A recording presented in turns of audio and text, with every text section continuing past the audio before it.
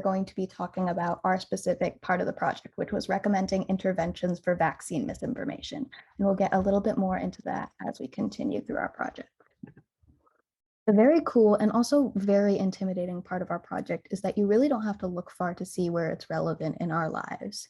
These are just a few headlines I pulled from a quick Google search of anti-vax. Vaccine hesitancy is one of the biggest threats to public health and safety right now. And a large reason why people are so hesitant to get vaccines is because of the multitude of misinformation that circulates by word of mouth, but also on the internet. Our summer project seeks to match vaccine misinformation to intervention articles that contain the proper information. So for example, if you're on a website that says something like this myth, vaccines cause autism, we would then try to recommend an intervention article that addresses this concern. Here's one possible intervention. Vaccines are kosher. They do not contain any ingredients that violate Jewish dietary laws. Now, while this information is true, it's not likely that this will convince somebody who's worried that their children will get autism for vaccines to get the vaccine. It's just not their concern. On the other hand, I think we would agree that this is a much better intervention. Dr. Andrew Wakefield conducted a study which demonstrated a link between MMR vaccines and autism in 1998. In 2010, he was banned from practicing medicine due to falsified evidence. The claim that vaccines cause autism is a product of research fraud. This intervention, on the other hand, is a lot more relevant to the concerns of the vaccine myth that's actually presented, and that's what our project aims to address in finding good vaccination intervention articles. Our first step on this task was to come up with a Pro-Vax Corpus. These are articles that we would eventually use to provide correct information to combat anti-vaxxers. Throughout the first few weeks of our program, James and I manually collected over 270 articles from reputable sources such as the FDA, the CDC, and the WHO, just to name a few. We categorized these articles based on the taxonomy that our graduate mentor, Rich, created, pictured here. For example, the intervention you saw on the last slide, the first one about kosher dietary laws, might go under 4.1 for religious or ethical beliefs, whereas the second intervention you saw about autism might go under the node 3.32 for mental health and mental illness and damage. Since we collected and scraped all this data ourselves, this Pro-Vax Corpus was actually kind of a limitation of our project because we had less than 300 articles and therefore not a very large data set to train on. So that was kind of a limitation as we went through. So we decided to use document similarity to compare one anti-vax article to our corpus of pro-vax articles. We developed 5 models to do this. And we decided that the input to the model would be an anti-vax article. And after it went through these models, we would output one or a few intervention articles from our corpus that would really address the concerns faced in this misinformation article. And let me show you what this looks like in practice. So here we have an anti-vax article that talks about a parent concerned about getting the flu vaccine for their child. Here is our demo platform. This is something we've been working on all summer to showcase our work and to show how we can actually use this the work we've been doing and the models we've been using to combat vaccine misinformation. So here are the 5 models we developed that I'll get into a little bit later in this presentation. And I'm just going to input the misinformation article that I just showed you into this model, and let's select an approach. So for example, the naive keyword approach, that's just one of our first. So here we return 10 articles. Articles 1 through 10 are the top 10 articles in our corpus of around 270 articles that the model you selected thinks would be relevant to this specific misinformation article.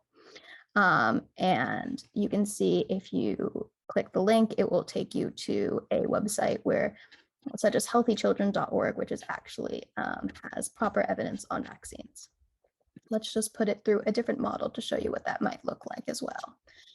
So for example, TF-IDF, this one's even more helpful. So the misinformation talks about the flu, and here we have getting a flu shot can help prevent your heart too. So that's showing that the model is pretty effective in identifying vaccine concerns, and they're ranked from 1 to 10. So 1 would be considered the most relevant and 10 the least relevant, but of course, it's still pretty relevant in our corpus of 270 articles. And our Of course, this demo is kind of just the first step to what our future plans might look like, because the aim of the project is to one day create something, maybe like a browser extension, so that our work is not put on the user to input the article like you saw in our demo, and so that anti-vaxxers could actually get the information they need without going out of their way. And now I want to go on to explain what these models that you saw in our demo are actually being used for and how they work. So the first two models we used were both based on the taxonomy that I mentioned before. As we were collecting articles, James and I also noted what keywords we saw present, and as we sorted them into certain nodes, we then made a list of keywords for each node. When we matched an anti-vax article to an intervention from our corpus, we determined the number of keywords present in each article according to the node that the anti-vax article is sorted into. So the article with the highest score was considered the most relevant. And just some examples with the keywords. So for example, again, returning to node 3.32, some of the examples were autism, mental illness, brain damage, just to give you a sense of what those keywords would look like. And the first approach was very naive. We used the same set of keywords for all the articles, the anti-vax and the pro-vax articles, whereas the second approach got a little bit more specific, and we used a different set of words for the anti-vax articles than we did for the pro-vax articles. The third model we used was TF-IDF, which stands for Term Frequency Inverse Document Similarity, essentially a fancy way of saying that we get a score for each document based on the frequency of each word in the document divided by the frequency of the word showing up in a larger corpus. And we turned the score into a vector and then measured their distance using cosine similarity, an equation which is pictured in the top right corner. The fourth model we use is an unsupervised model called LDA. We trained LDA using our corpus of Pro-Vax articles, and the model came up with a distribution of topics based on the entire corpus, and specifically for each document. Each topic distribution also has a distribution of words over the topic. For example, one of the topics uses these words, autism, children's CDC vaccine study, and so we can assume this topic is probably related to autism presenting in children's due to the vaccines, even though there's no explicit name for the topic. Then Jensen-Shannon Distance is a tool we use to measure the distance between the probability distributions that the LDA model created.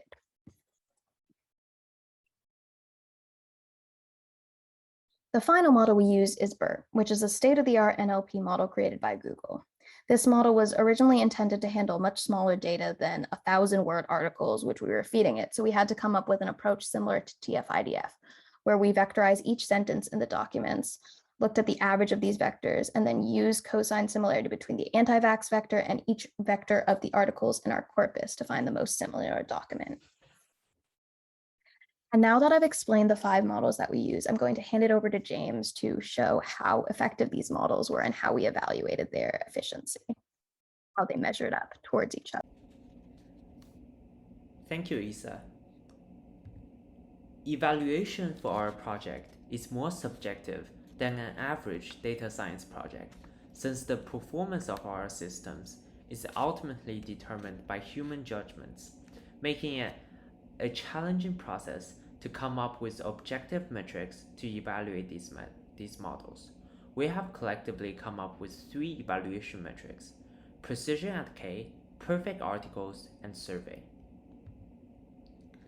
Given the Summer Olympics are happening right now, I am honored to be giving out medals to the best performing models in each evaluation method we used. The first one is precision at 10. Precision at 10 is a variation of precision at K, where we set K to be 10. To calculate the score, first we randomly selected 10 misinformation articles. We then fed these misinformation articles into our models. Each model outputs the top 10 recommended intervention articles in ranked order, where the first article is most relevant and the last is the least relevant. We then manually read all 10 recommended articles and decided which ones humans would deem relevant to the misinformation. Precision at 10 is therefore calculated by the number of relevant articles in the top 10 divided by 10. For precision at 10, bronze goes to keyword, silver goes to naive keyword, and gold goes to TF-IDF for achieving an impressive 6 out of 10.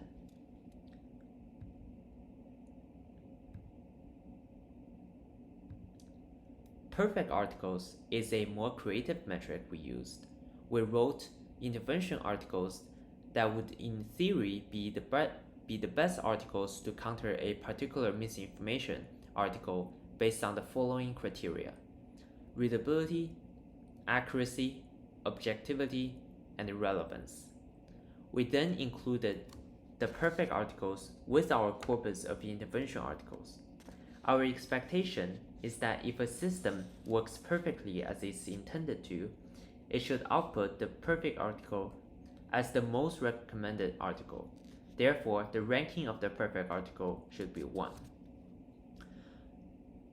For this evaluation metric, bronze goes to LDA, silver goes to BERT, and TF-IDF takes gold again with an average ranking of 46.4 out of 270 articles. Last event of the day is a survey that we sent out to our friends, family, and the CS cohort. In this survey, we asked the participants to rank the top articles recommended by each model to counter a particular misinformation article.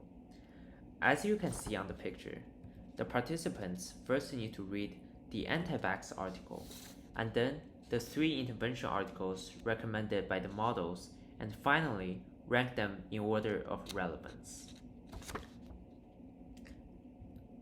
For the last evaluation metric, the LDA takes bronze, TF-IDF takes silver, and naive keyword takes gold.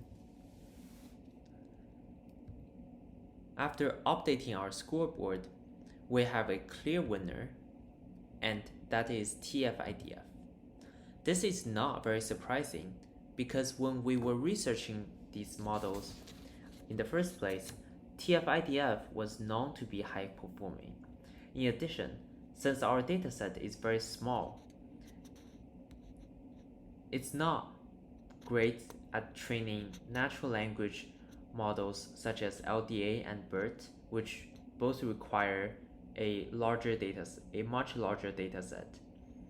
The results for these models could easily be improved by simply collecting more data.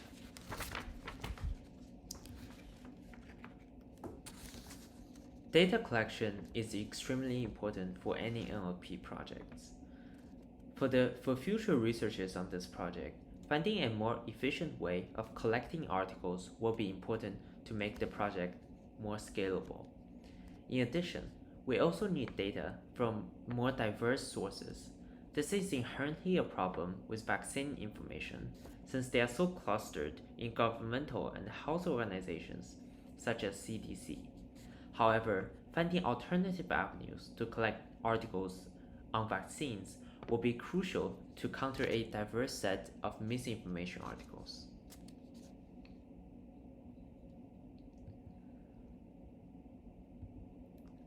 Lastly, on behalf of our team, I would like to share some personal takeaways from working on this project. Firstly, research is challenging. If I could earn $1 every time I visited Stack Overflow to fix a seemingly impossible bug, only to later find out that I simply made a typo, I would be a millionaire by now. However, I believe we have genuinely enjoyed the process of overcoming challenges and had a lot of fun. The second takeaway is that one of the most important qualities of any great researchers is to be comfortable with not always knowing the right answer. This presentation might have tricked you into thinking that we had the plans to do all of these on day 1. All of the members on this team can speak to it as well. Detours are bound to happen, and being flexible but staying positive and curious is a lesson we will always remember when we will inevitably encounter challenges in our future research projects. Thank you.